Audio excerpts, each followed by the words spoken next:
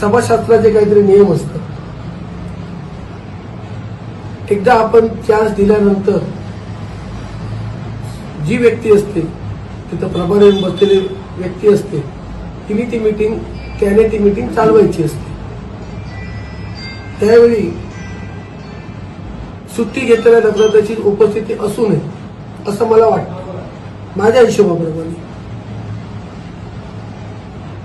मी जेव्हा विरोध दर्शवला तेव्हा सीओ जे होते प्रशासन बसलं होतं त्या गोष्टीला त्यांनी मला उत्तर द्यायला पाहिजे होतं की ऑनलाईन पद्धतीने बसता येतं किंवा नगराध्यक्षांनी सांगितलं पाहिजे होतं की असा GR आहे अमुक आहे या पद्धतीने ती निरीक्षक म्हणून राहू शकते नगराध्यक्षांना.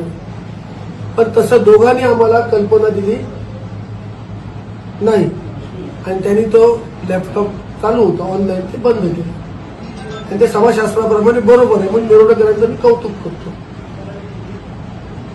की त्याने योग्य रीतीने ती मीटिंग हाताळली. आणि मीटिंग ही जरी एक आम्ही काही गोष्टींना विरोध केला तर विरोध हा होतोच. मीटिंग म्हटल्यानंतर विरोध दावे प्रतिदावे आलेच. पण निवडणुकांचं मनापासून अभिनंदन करतो.